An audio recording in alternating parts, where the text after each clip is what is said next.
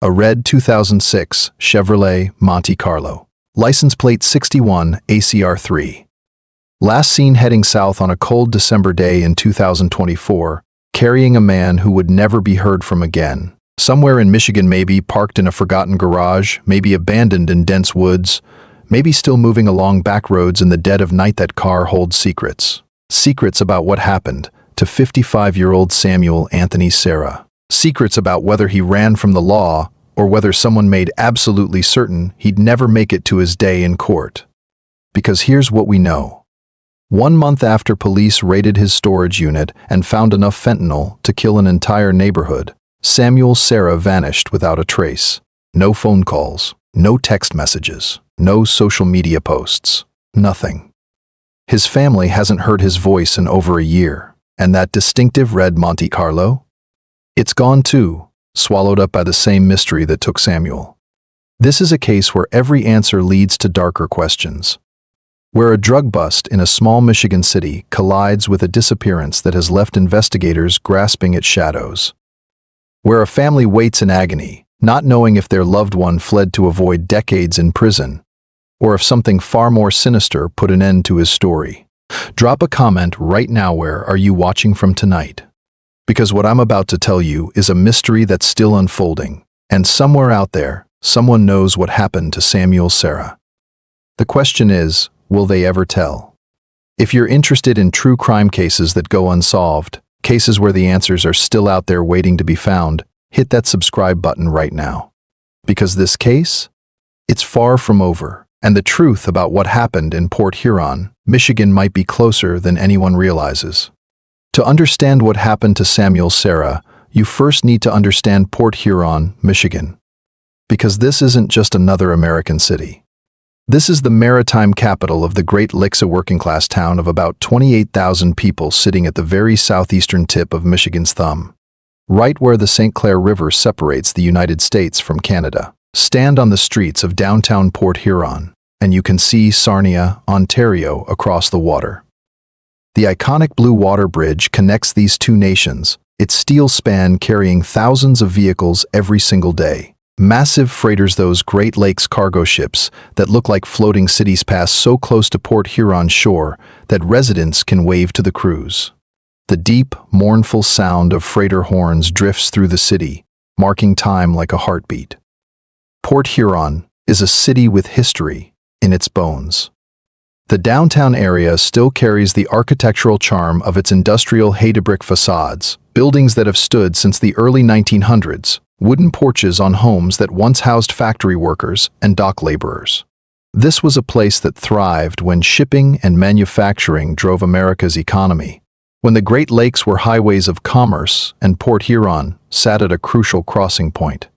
But like so many Rust Belt communities, Port Huron has struggled in recent decades. Manufacturing plants closed their doors. Traditional industries declined or moved overseas. The economic prosperity that once defined this city gave way to something harder, something grittier. Yet the people here persist. They maintain their homes despite financial hardship. They support local institutions like the Harrison Center on 15th Street, which provides educational and social services. They take pride in their community even as they watch it change. The 15th Street area, where Samuel Serra lived, tells its own story. Modest homes, most built between the 1920s and 1950s, line the street. Some show wear and tear, paint peeling, roofs that need work, yards that could use attention. Others show the determined efforts of homeowners who refuse to let their properties decline, who mow their lawns religiously and keep their porches swept clean. It's a neighborhood where people still know their neighbors' names, where kids play in the streets during summer months, where everyone recognizes everyone else's cars. The 1700 block of 15th Street, specifically, sits in a part of Port Huron that has seen better economic days. But there's still community pride here, still a sense that this neighborhood, this street, this collection of aging homes matters to the people who live here. And somewhere on this street, in one of these modest houses, lived Samuel Anthony Serra. What we know about Samuel himself could fit on an index card. White male, 55 years old. Brown hair, brown eyes, 5'7", 255 pounds. That's what the missing person reports tell us the bare minimum needed to identify someone. But what about the man behind those statistics? What brought Samuel to Port Huron? Was he born here? Raised in these streets? A lifer who never left? Or did he come from somewhere else, drawn by work or family or circumstances we'll never fully understand? Did he have children, a wife or ex-wife, siblings who worried about him? Parents who might still be alive, waiting for news? The public record is frustratingly silent on these questions. We don't know Samuel's employment history. We don't know if he worked at one of Port Huron's remaining factories, or in service industry jobs, or if he'd been unemployed. We don't know his hobbies, his habits, his personality. Was he friendly? Reclusive? Did neighbors on 15th Street think of him as a good guy who'd fallen on hard times? Or had there been signs of trouble for years? These gaps in his story make Samuel Serra feel less like a real person and more like a ghost, a collection of physical descriptors, without the life details that make someone human, someone we can understand and empathize with. But here's what we do know about Samuel Serra, and it's dark. November 2024. A storage unit somewhere in St. Clair County, and enough drugs to supply a small army of addicts, or to kill dozens of people who didn't know what they were taking. The St. Clair County Drug Task Force doesn't mess around. This isn't your local police department responding to noise complaints or shoplifting calls. This is a specialized multi-agency unit designed specifically to combat drug trafficking in southeastern Michigan. When the Drug Task Force comes for you, it means they've been watching. It means they've built a case. It means they believe you're not just using your dealing. And in November 2024, they came for Samuel Serra. The raid on Samuel's storage unit uncovered a pharmaceutical nightmare that tells you everything you need to know about the scope of what he was allegedly involved in. Let me break down exactly what they found, because the quantities here are staggering. 85 grams of crystal methamphetamine. To put that in perspective, a typical dose of meth for someone smoking or snorting it is maybe 0.25 grams. 85 grams represents potentially 340 individual doses. That's not personal use. That's not someone with a drug problem keeping a stash for himself. That's distribution-level quantity. That's someone who was either selling to a lot of people or who was holding product for someone higher up the chain. 15 grams of cocaine. Not as much as the meth, but still substantial. Cocaine typically comes in gram bags for individual sale, or 8 balls 3.5 grams for users who want to party all weekend. 15 grams suggests someone who was actively dealing, not casually using. 18 grams of fentanyl. And this right here is where Samuel Serra's arrest becomes not just serious, but genuinely terrifying from a public safety standpoint. Fentanyl is a synthetic opioid that was originally developed for medical use, specifically for severe pain management in cancer patients and for anesthesia during surgery. But here's the nightmare. Fentanyl is 50 to 100 times more potent than morphine. 50 to 100 times. A dose that would give you a nice morphine high will kill you if it's fentanyl instead. 2 milligrams of fentanyl, an amount smaller than a few grains of salt, can be a lethal dose depending on a person's tolerance and body weight. 2 milligrams. 18 grams equals 18 serosome milligrams. Do the math. 18 grams of fentanyl represents enough potential lethal doses to kill thousands of people. And that's not even accounting for the way fentanyl is actually used in the illegal drug market. Dealers cut it into heroin to increase potency. They press it into counterfeit pills that look like Xanax, or Percocet, or oxycodone. Users think they're taking one drug and they get fentanyl instead. They don't know the dose. They don't know the purity, and they die. Fentanyl is the driving force behind America's overdose epidemic right now. In Michigan, fentanyl-related deaths have absolutely skyrocketed. In cities and towns across the state, emergency responders carry naltrexone, opioid overdose reversal drug, because they know that any call about an unresponsive person might be fentanyl. Families bury their children, their siblings, their parents because of this drug, and Samuel Serra allegedly had 18 grams of it sitting in a storage unit. But wait, there's more. Police also found Suboxone strips and sales materials in that storage unit. Suboxone is actually used to treat opioid addiction. It contains buprenorphine, which helps people get off heroin or fentanyl without suffering terrible withdrawal symptoms. But Suboxone also has a street market. People buy it to avoid withdrawal between fixes or to try to manage their addiction without going through official treatment programs. The presence of sales materials, things like baggies, scales, maybe ledgers or phones with drug-related messages, indicates organization. It suggests Samuel wasn't just holding drugs. He was, allegedly, in the business of selling them.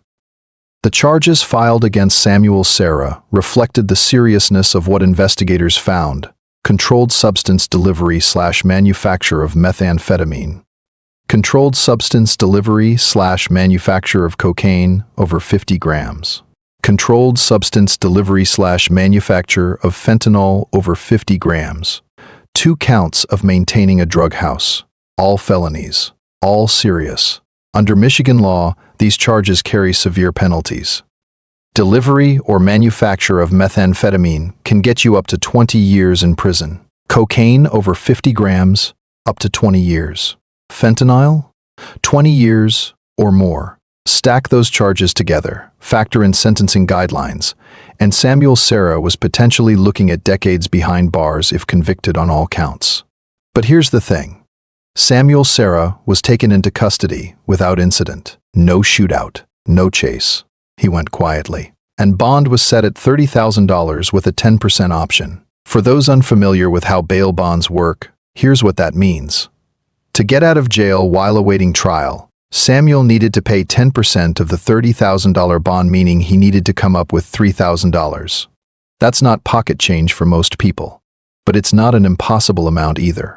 It's something someone with modest savings could afford, or something a family could pull together if they wanted their loved one home while awaiting trial. And Samuel made bail. He paid that $3,000, or someone paid it for him, and he walked out of St. Clair County Jail a free man, temporarily free at least, until his court date arrived. This story gets darker from here. Make sure you're subscribed so you don't miss what happens next. And if you're hooked on this case already, drop a like right now. Because what happens after Samuel posts bail? That's where this case transforms from a straightforward drug arrest into one of Michigan's most baffling missing person investigations. So Samuel Serra was out on bond. He was facing life-destroying charges. He had time to think about what came next, time to consider his options, time to talk to a lawyer, time to decide how he was going to handle the reality of potentially spending the rest of his productive life in prison.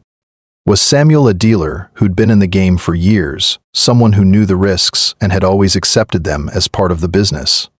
Was he an addict who'd gotten in over his head, who'd started dealing to support his own habit and couldn't find a way out? Was he a small-time operator who'd been holding product for someone bigger and scarier? Someone who would not be happy about losing 85 grams of meth and 18 grams of fentanyl to a police raid? We don't know. The public record doesn't tell us Samuel's story, his motivations, his history with drugs. What we know is that November 2024 arrest changed everything. It put Samuel Serra on a trajectory toward a courtroom, toward a judge and jury, toward a potential sentence that would essentially end his life as he knew it. He had 1 month of freedom after posting bail, 30 days or so to walk around Port Huron as a free man, to sleep in his own bed, to see the St. Clair River and hear those freighter horns, to be in the world before potentially losing decades to incarceration, and then silence. December 2024. The exact date isn't clear from public records. Maybe investigators are holding that detail back, or maybe the disappearance was gradual enough that pinpointing a specific day proves impossible. But sometime during December, roughly 1 month after his arrest on those 5 felony drug charges, Samuel Anthony Serra stopped responding to his family. Think about what that means. Not that he missed one phone call. Not that he was busy for a day or two. He stopped responding entirely, completely. The kind of silence that makes family members go from mildly annoyed to concerned to genuinely frightened. Did Samuel disappear suddenly? Was there a specific last conversation, a phone call, where he said, "I'll talk to you tomorrow," and then tomorrow never came? Or did his contact gradually taper off over days, his responses to messages getting slower and more sporadic until they stopped altogether? Was there a specific last known sighting, someone seeing him leave his house on 15th Street, get into that red Monte Carlo, and drive away? Or did his absence only become apparent when several days had passed without any contact, when family members realized they hadn't heard from him and couldn't reach him? The vagueness of the timeline raises uncomfortable questions. If Samuel's disappearance was sudden and obvious, if he was supposed to meet someone and never showed up, if he missed an important appointment, if he vanished in the middle of regular daily contact with family, then why did it take until February 2025 for police to issue a public appeal for information? That's roughly 2 months after December 2024. But maybe the disappearance wasn't sudden. Maybe Samuel had been somewhat distant or unreliable even before he vanished. Maybe family members initially thought he was just being flaky or avoiding them because of stress about his legal situation. Maybe they assumed he needed space and gave it to him. And then one day they realized, wait, it's been too long. Something's wrong. What we know for certain is that Samuel may have been last seen driving a 2006 Chevrolet Monte Carlo. Red. License plate number 61 ACR3. Let me tell you about this car, because it's crucial to understanding why Samuel's disappearance is so baffling. A 2006 Chevrolet Monte Carlo is not a common vehicle on roads today. This is a two-door coupe, kind of sporty-looking, with a profile that stands out from the endless parade of sedans and SUVs that dominate American roads in the 2020s. General Motors stopped making the Monte Carlo after 2007, so any Monte Carlo you see today is at least 18 years old enough that many have been junked or are sitting in garages as project cars. And this particular Monte Carlo is bright red, not maroon, not burgundy red. The kind of color that catches your eye. The kind of car that's distinctive enough that if you saw it, you'd remember it. License plate 61 ACR3. 7 characters that should make this vehicle trackable through automated license plate readers, through police databases, through the routine surveillance infrastructure that covers modern American roads. And yet the Monte Carlo hasn't been found. Not impounded in some police lot. Not abandoned on the shoulder of a rural highway. Not parked in long-term airport parking. Nowhere. Police received information that Samuel may have been in Macomb County, roughly 60 miles south of Port Huron, driving that red Monte Carlo. Macomb County is part of the greater Detroit metropolitan area. It includes cities like Warren, Sterling Heights, Clinton Township. This is suburban and urban territory, home to over 800,000 people. The kind of place where you can disappear into the crowd if you want to, where one more person and one more car just blend into the daily chaos of metropolitan life. What time is it where you are right now? Drop it in the comments. And while you're down there, tell me, do you think Samuel ran, or was he taken? Because the more you look at this case, the less sense any simple explanation makes. If Samuel Serra drove to Macomb County in December 2024, why? What was down there? Did he have connections in the Detroit area, friends, family, associates from the drug world? Was he meeting someone? Running from someone? Or was he simply passing through on his way to somewhere else entirely? The Macomb County sighting, if it was indeed Samuel, suggests he made it at least 60 miles from Port Huron.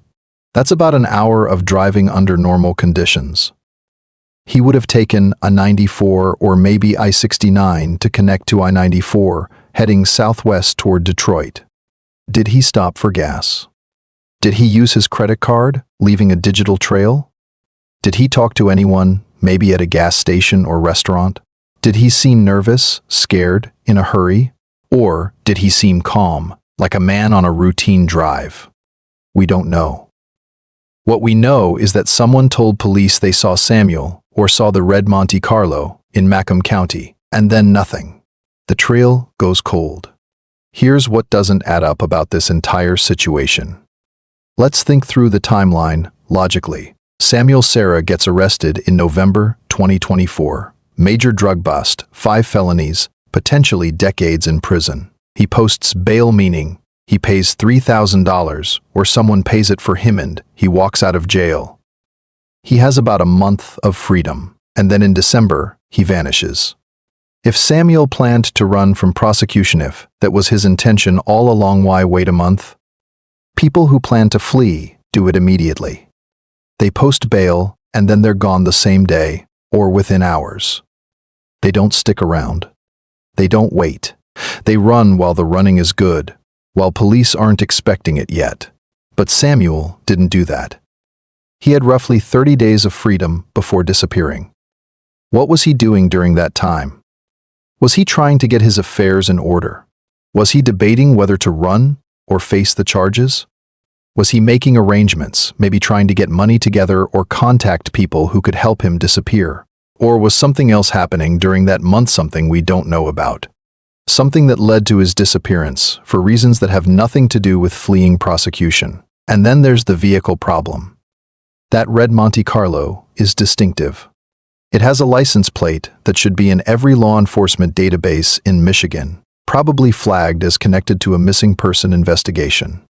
Modern policing includes automated license plate readers mounted on squad cars and at intersections cameras that scan every plate that passes and check it against databases of wanted vehicles, stolen cars, vehicles connected to active investigations. How does a bright red 2006 Monte Carlo with a specific license plate just vanish? How has no one spotted it in nearly a year?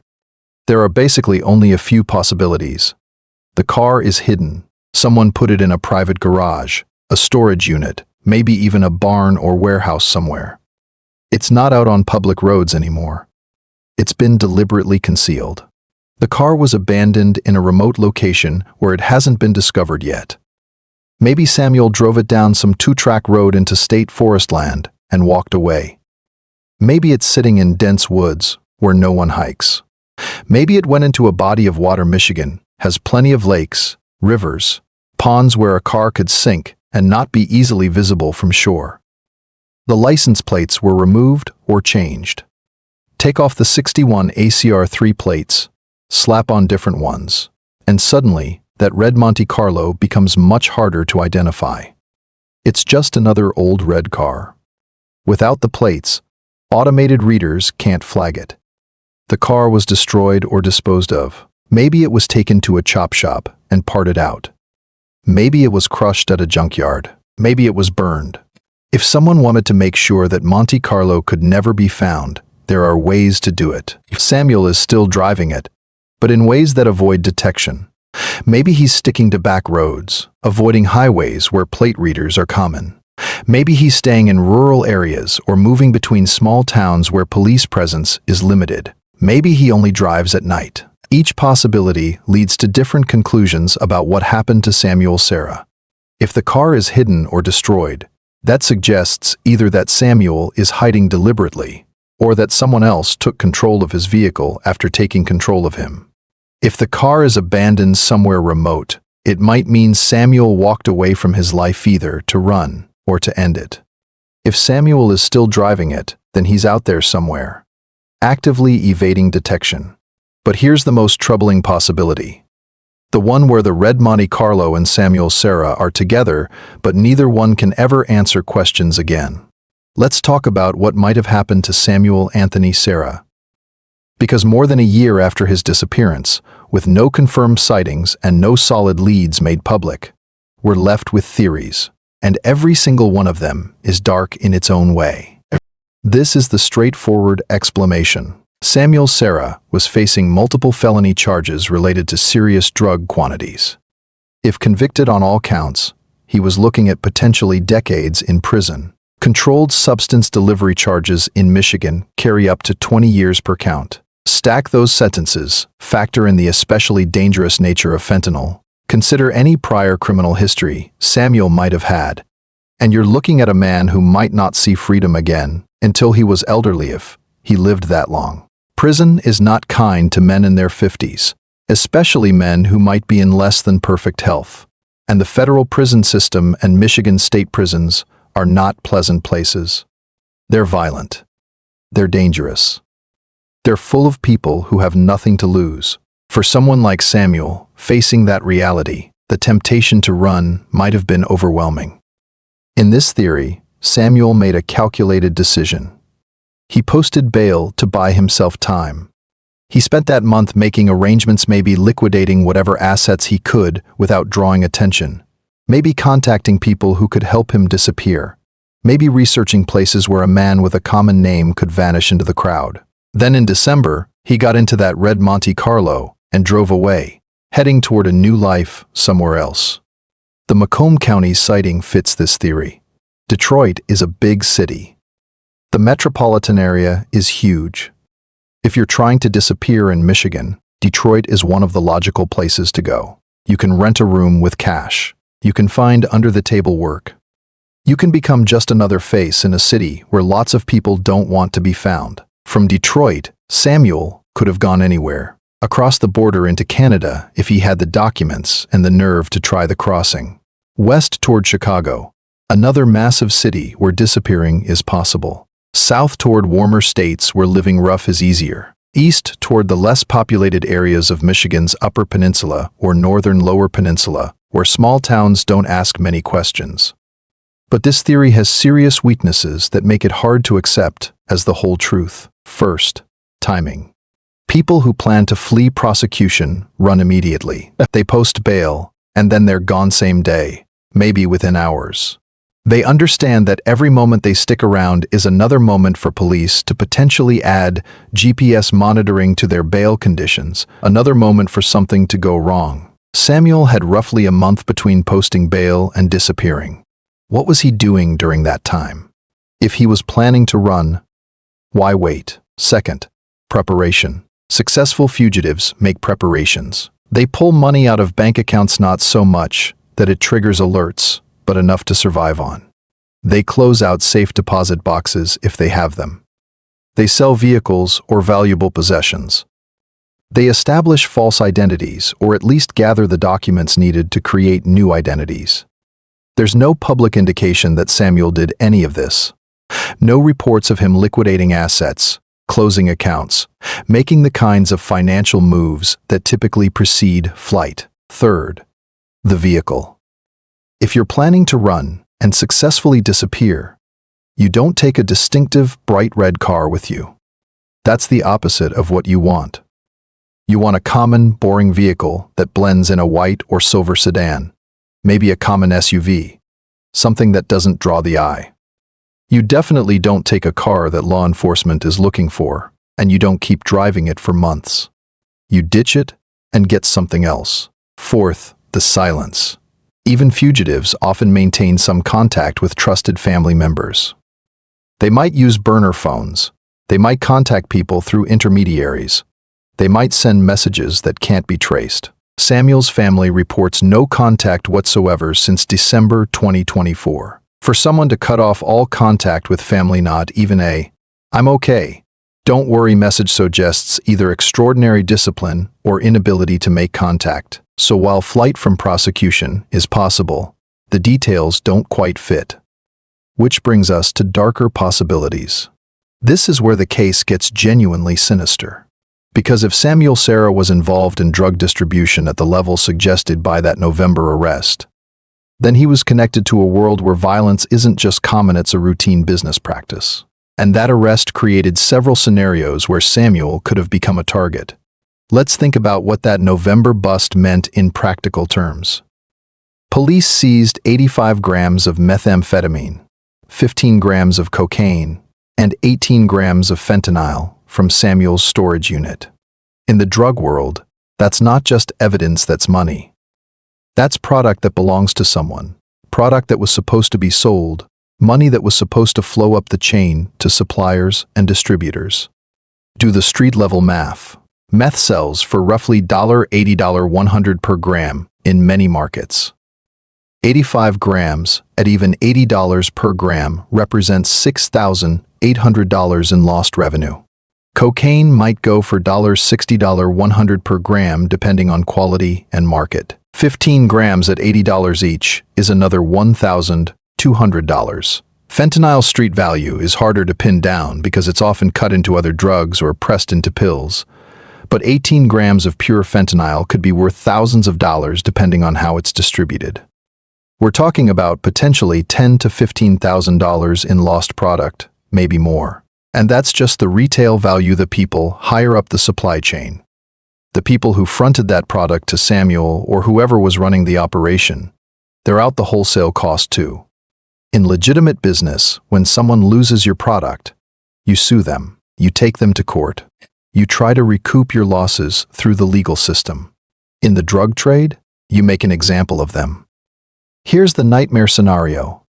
Samuel was holding product for someone else maybe. He was a low-level distributor. Maybe he was just storage. Maybe he thought he was doing someone a favor or paying off a debt. The bust happens. The product is gone. The people above Samuel, in the distribution chain, are out serious money. And worse, they now have to wonder, is Samuel cooperating with police? Did he give up names to try to reduce his charges? Is he wearing a wire? Is he going to testify? In that scenario, Samuel Serra becomes a massive liability. He knows too much. He can hurt too many people. And the solution, from the perspective of ruthless people for whom violence is just another business tool, is simple. Make sure Samuel can never talk. Maybe Samuel got a call in December. Maybe someone said, "Hey, we need to talk about what happened. Meet me in Macomb County." Maybe Samuel was scared enough to go, thinking he could explain, thinking he could work something out. Maybe he got into that red Monte Carlo and drove south toward Detroit. And maybe he met someone in a parking lot or a quiet street. And maybe that was the last anyone ever saw of Samuel Serra. Or maybe it wasn't that direct. Maybe Samuel knew he was in danger. Maybe he could feel eyes on him during that month between arrest and disappearance.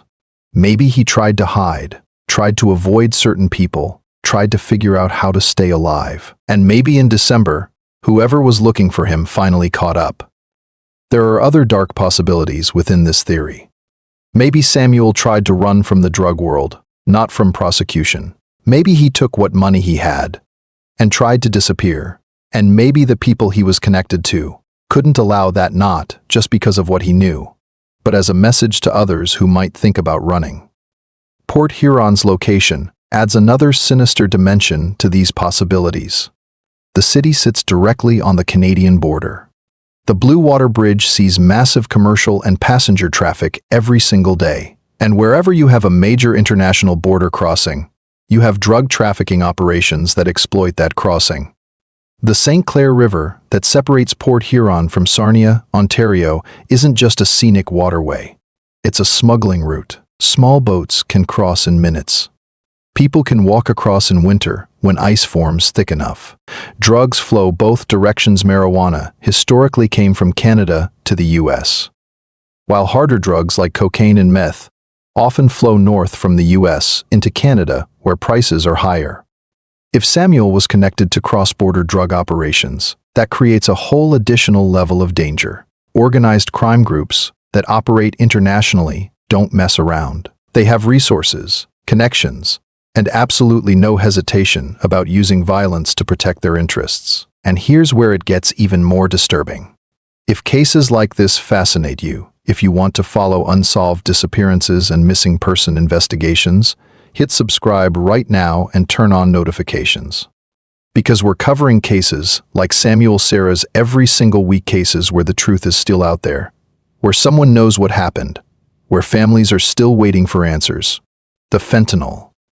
18 grams of fentanyl in Samuel's storage unit connects him to one of the darkest parts of the modern drug trade. Fentanyl isn't like cocaine or heroin or even methamphetamine.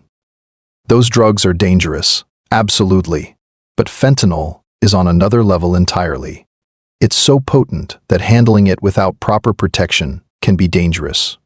It's so deadly that 2 milligrams can kill you. The people who manufacture and distribute fentanyl at the wholesale level are not small-time operators. This is serious organized crime. This is cartel-level activity in many cases. Mexican cartels have largely taken over fentanyl production and distribution.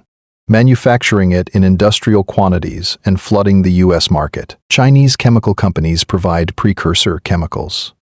Distribution networks extend throughout the United States. If Samuel Serra was connected even tangentially to fentanyl distribution at the 18-gram level, he was connected to genuinely dangerous people. People for whom murder is not some extraordinary act, but a routine business decision. People who kill informants, kill competitors, kill anyone who threatens their operations. And when Samuel got arrested with those drugs, he became a threat. Whether he intended to cooperate with police or not, the mere possibility that he might cooperate would have been enough to make him a target. The other possibility within this theory is that Samuel wasn't a willing participant at all. Maybe he was an addict who got in over his head. Maybe he borrowed money from the wrong people to support his habit. Maybe he agreed to store drugs as payment or under threat. Maybe he never intended to be a drug dealer, but got pulled into a situation he couldn't escape. In that scenario, Samuel might have been just as much a victim before he disappeared as he was after. If after means what we fear it means. There's a less sinister possibility, though it's tragic in its own way. Samuel Serra was facing enormous pressure in the weeks after his arrest.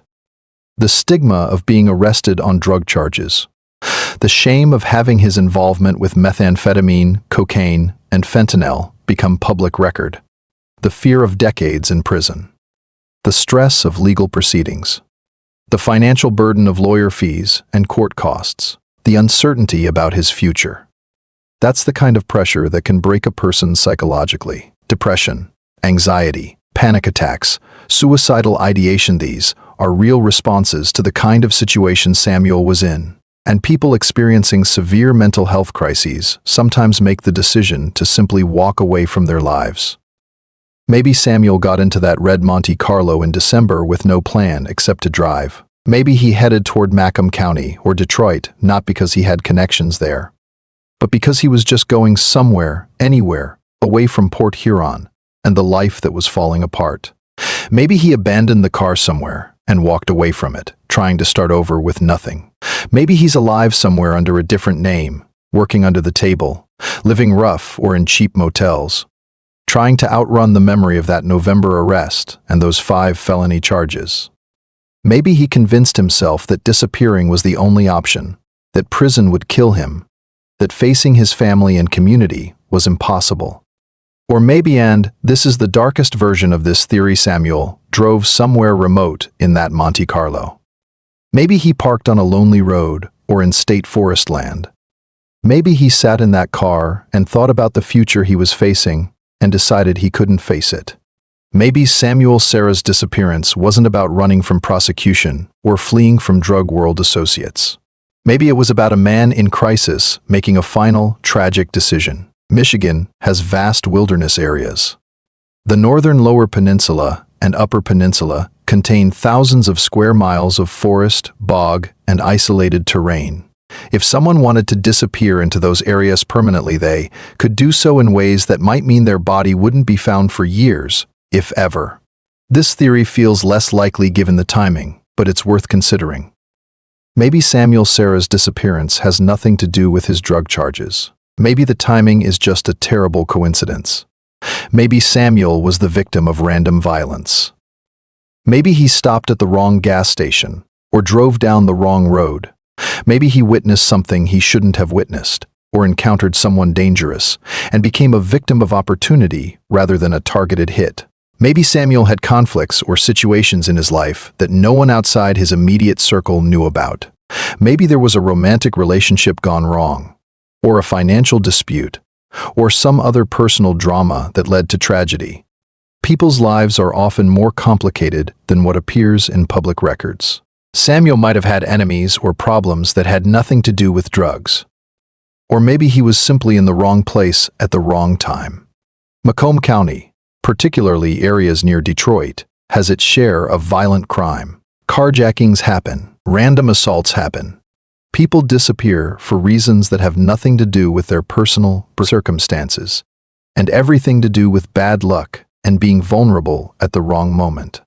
This theory is less satisfying because it doesn't explain the timing. It's one hell of a coincidence for a man to be arrested on major drug charges and then vanish a month later for completely unrelated reasons. But coincidences do happen, and the universe doesn't always arrange itself into neat narrative patterns that make sense. What we're left with is a puzzle with missing pieces. A 55-year-old man who had recently been arrested with enough fentanyl to kill a small town, who posted bail and then disappeared a month later, last possibly seen driving a distinctive red car that has also vanished. Every theory has elements that fit and elements that don't quite work, and somewhere in Michigan or beyond, the truth sits waiting to be discovered. When the Port Huron Police Department finally issued a public appeal for information about Samuel Serra in February 2025, roughly 2 months after his family last heard from him, it signaled both hope and frustration. Hope that someone in the public might have information that could break the case open. Frustration that the investigation had reached a point where public assistance was needed. The decision to go public with a missing person case is never made lightly, especially in situations like Samuel's where the missing person was facing serious criminal charges. Law enforcement has to balance several competing concerns. On one hand, the more people who know about the case, the better the chance someone will come forward with useful information. On the other hand, publicity can sometimes hinder an investigation if it causes witnesses to clam up or if it alerts people who might have been involved in a disappearance that police are actively looking. The 2-month delay between Samuel's disappearance and the public appeal raises questions. What was happening during those 2 months? Were investigators pursuing leads they thought might quickly resolve the case? Were they conducting surveillance on potential associates or locations? Were they trying to track Samuel's financial activity, phone records, or digital footprint? Or was the delay simply a matter of determining whether Samuel was genuinely missing or had left voluntarily? This is one of the challenges in missing person cases involving people who are facing prosecution. There's always the possibility that the person has fled rather than face charges. Investigators have to determine whether resources should be devoted to finding someone who may not want to be found and who may not be in any danger. But several factors suggest that investigators came to believe Samuel's disappearance wasn't a simple case of flight from prosecution. First, the timing. As we discussed earlier, people who plan to run typically do so immediately after posting bail, not a month later. The delay suggests Samuel didn't have a pre-planned escape route ready to execute. Second, the lack of preparation. Modern investigations can track financial activity with remarkable precision. If Samuel had been liquidating assets, withdrawing large amounts of cash, or making other financial moves consistent with planning to disappear, investigators would have seen those patterns.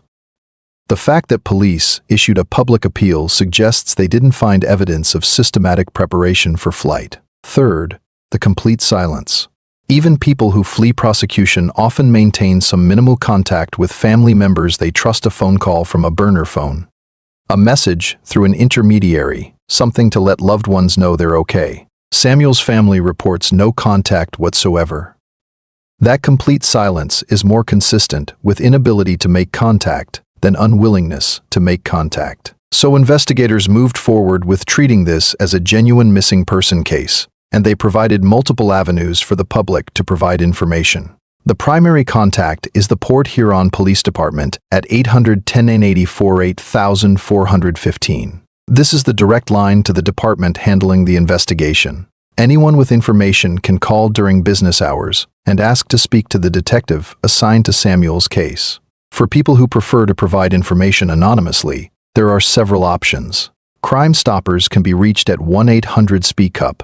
Crime Stoppers programs allow people to provide tips without giving their names, and in many cases offer cash rewards for information that leads to solving crimes. The anonymity is real tipsters are assigned numbers rather than giving names, and payments are structured so that identity remains protected.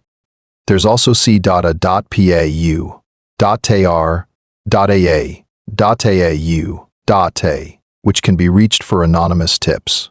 And for people who prefer digital communication, the Port Huron Police Department has a mobile app that allows tip submission. What's the weather like where you are today?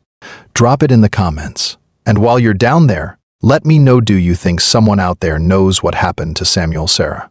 Because statistically, in cases like this, someone almost always knows something. The provision of multiple reporting options, especially the emphasis on anonymous tip lines, is significant. It suggests investigators understand that people connected to Samuel, particularly people who might have been involved in drug activity themselves, may be reluctant to come forward if they have to identify themselves. The drug world operates on codes of silence. People don't talk to police. They don't snitch.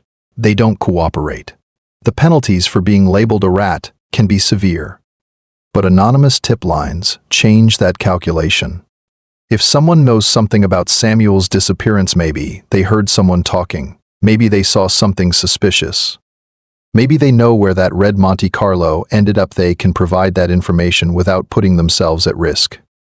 The challenge for investigators is sorting through tips to find credible information. Anonymous tip lines receive all kinds of calls. Some are genuinely useful. Some are based on misidentifications or honest mistakes. Some are from people with mental illness who confess to crimes they didn't commit or report sightings that never happened. And some are intentional misdirection from people who want to send the investigation in the wrong direction. Experienced investigators know how to evaluate tips looking for specific details that can be verified, cross-referencing information against known facts, following up on leads that seem credible while filtering out noise. But it's time-consuming work, and every false lead is time and resources that could have been spent elsewhere. Meanwhile, Samuel's family faces an agonizing weight. Missing person cases are torture for families. The not knowing is often worse than knowing the worst. At least with confirmation of death, there can be grief and eventually some form of closure. But with someone missing, families exist in a horrible limbo. Hope and despair fight constant battles. Every phone call might be the one. Every knock on the door might bring news. Every day that passes without information is another day of suffering. And in Samuel's case, the family also has to grapple with complicated emotions about his arrest. If you love someone who's been arrested on serious drug charges, how do you process that? Do you believe they're guilty? Do you assume the charges are exaggerated or mistaken?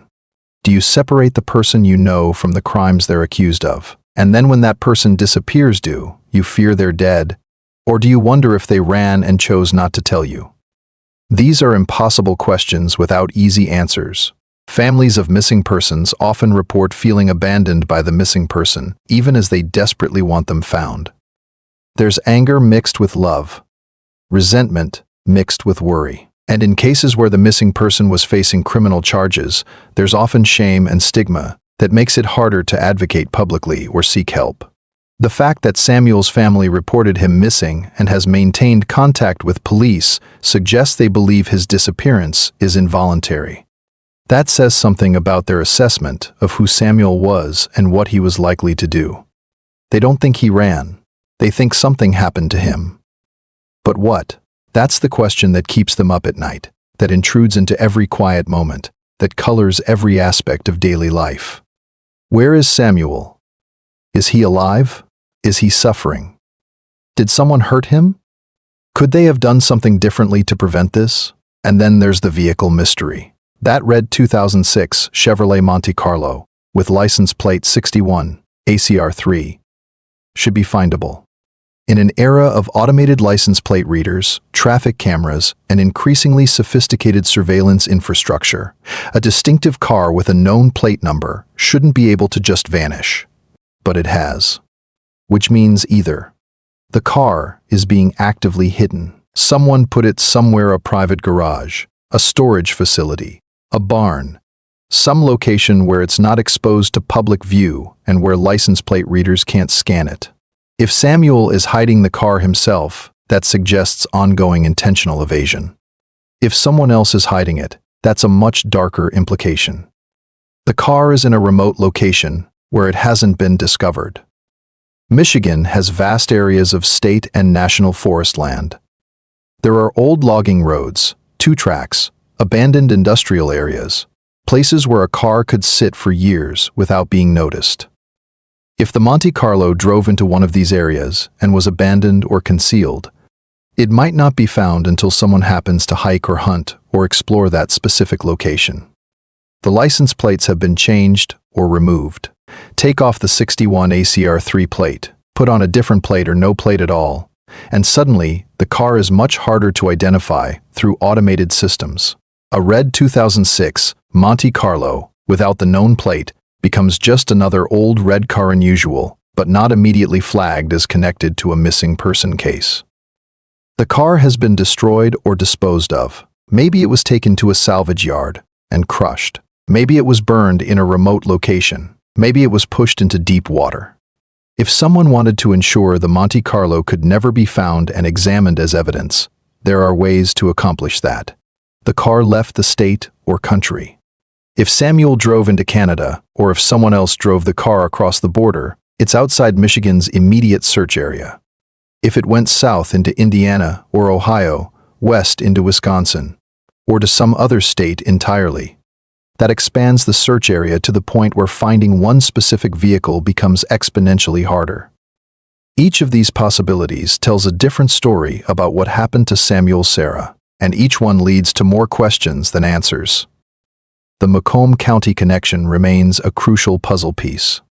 The fact that police specifically mentioned Samuel may have been seen there, driving the Monte Carlo, means there's some basis for that information. Maybe someone called in a tip. Maybe there was a license plate reader hit. Maybe police found some other evidence, a credit card transaction, a cell phone ping, something that placed Samuel in Macomb County. But if Samuel was in Macomb County, what happened next? Did he stay in the area? Did he continue south into Detroit proper? Did he meet someone there and get into another vehicle? Did something happen to him in Macomb County that prevents him from ever being found? Macomb County covers over 480 square miles. It includes urban areas like Warren, Michigan's third largest city, Sterling Heights, and Clinton Township, but also suburban and semi-rural areas with industrial zones, isolated pockets, and places where someone could disappear without immediate notice.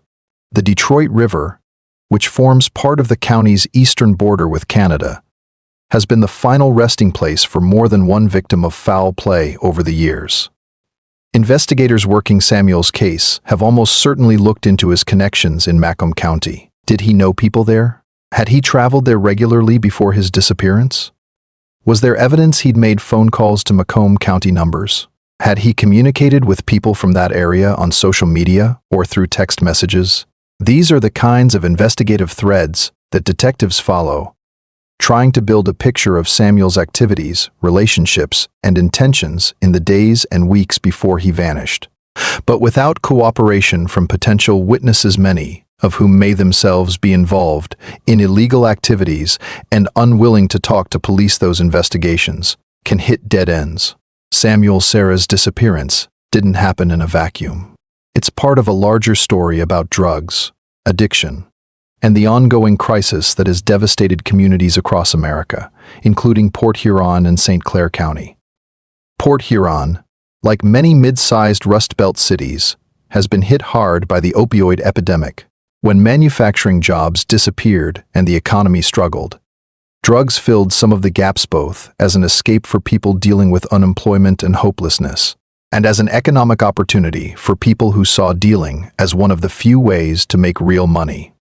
Michigan as a state has seen dramatic increases in opioid-related deaths over the past decade. Fentanyl has driven much of that increase.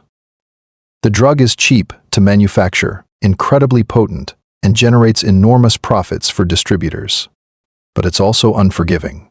Users who have built up tolerance to heroin or prescription opioids find that fentanyl is in a different league entirely. They miscalculate doses. They don't realize what they're taking is fentanyl rather than heroin, and they die. In St. Clair County, emergency medical services personnel carry Narcan as standard equipment. They expect to respond to opioid overdoses. They've saved lives with timely Narcan administration. But they've also arrived too late, found people already cold, and had to tell families that their loved one is gone. The St. Clair County Drug Task Force exists because local law enforcement recognized that individual departments couldn't effectively combat drug trafficking on their own. The task force brings together resources from multiple agencies' police departments from different cities, sheriff's deputies, Michigan State Police, sometimes federal agents from the DEA. They share intelligence. They coordinate operations. They go after the distributors and traffickers rather than just arresting street-level users. Samuel Serra's arrest was significant enough that the task force handled it rather than just Port Huron PD. That tells you something about how law enforcement viewed his level of involvement. The quantities of drugs, especially that 18 grams of fentanyl, suggested someone who was more than a casual user or small-time dealer. But here's what makes Samuel's case so heartbreaking, beyond the mystery of his disappearance. Behind every drug arrest statistic, behind every gram of methamphetamine or fentanyl seized, behind every charge filed, there's a human being. Samuel Serra wasn't just a case number or a defendant. He was someone's son. Possibly someone's father, brother, friend. He was a person with a history, with reasons for the choices he made, with a life that mattered. We don't know Samuel's full story. We don't know if he was a longtime addict who got in over his head. We don't know if he turned to dealing out of financial desperation. We don't know if he was coerced or threatened into holding drugs for someone else. We don't know if he thought he was making a rational business decision or if addiction clouded his judgment. What we know is that the intersection of drug involvement and vulnerability creates a terrible dynamic. People involved in the drug trade, whether as users, dealers, or both, are more likely to become victims of violence. But they're also less likely to receive the same level of public sympathy and investigative attention as innocent victims. When a college student goes missing, it's national news. When a young mother disappears, communities rally. When a child vanishes, it becomes a cause that mobilizes entire regions. But when someone with a criminal record goes missing, when someone who was arrested on drug charges disappears, the public response is often more muted. There's an unstated assumption: well, they were involved in illegal activities. They probably knew dangerous people. Maybe they got what was coming to them. That's deeply unfair. No one deserves to disappear. No one deserves to be murdered or harmed because of their involvement with drugs. Addiction is a disease. The drug trade exists because there's demand, and every person who vanishes regardless of their criminal history deserves to have their case investigated thoroughly and their family given answers. Samuel Serra's arrest, his alleged involvement with fentanyl and methamphetamine, his potential connections to drug distribution networks, none of that means he deserved to disappear. None of that means his family doesn't deserve to know what happened. None of that makes his case less important or less worthy of public attention and investigative resources. And this is what makes the broader implications of Samuel's case so important. How we treat missing persons cases involving people with criminal records, people involved in drugs, people on society's margins, that says something about our values as communities and as a nation. If we only care about innocent victims, if we only mobilize resources for sympathetic, missing persons, we're essentially creating a two-tiered system where some lives matter more than others. Port Huron, for all its economic challenges, is still a community. The people who live on 15th Street, the people who shop at local stores, who attend local schools, who work at remaining businesses there, Samuel Serra's community. And when someone from your community disappears, regardless of their circumstances, it affects everyone. It creates fear. It raises questions about safety. It makes people wonder who might be next. The opioid and methamphetamine crises have claimed hundreds of thousands of American lives over the past 2 decades. But the death toll isn't just from overdoses. It's also from the violence that surrounds the drug trade, from the vulnerable people who get caught up in trafficking operations, from the addicts who make desperate choices and encounter dangerous people. Samuel Serra might be alive somewhere, hiding from prosecution or from people he feared. Or he might be one more victim of America's drug epidemic, not from an overdose, but from the violence and exploitation that are inseparable from illegal drug markets. Either way, his case matters. His story matters. And the resolution, whatever it turns out to be, matters to his family and to the broader community trying to make sense of what happened. December 2025. It's been roughly a year since Samuel Anthony Serra's family last heard from him. A year of silence. A year of questions without answers. A year of that red Monte Carlo sitting somewhere, hidden or abandoned or destroyed, its secrets locked away. The investigation remains active. Port Huron police haven't closed Samuel's case. The tip lines are still operational. Detectives presumably continue to follow leads when they emerge. But as time passes, the reality becomes harder to ignore. The chances of finding Samuel alive diminish with each day that goes by. This is the cruel arithmetic of missing person cases. In the first 48 hours, there's intense activity and hope. People might still be in the immediate area. Memories are fresh. Evidence hasn't been degraded by weather or time. But after days become weeks, weeks become months, and months stretch toward a year and beyond, the probability curves shift. Bodies become harder to find if the person is deceased. Natural processes of decomposition make identification more difficult. Animals scatter remains. Weather and terrain can hide evidence. Places that might have been searched early in the investigation change, vegetation grows. Snow falls and melts. Landscapes shift subtly in ways that conceal what once might have been visible.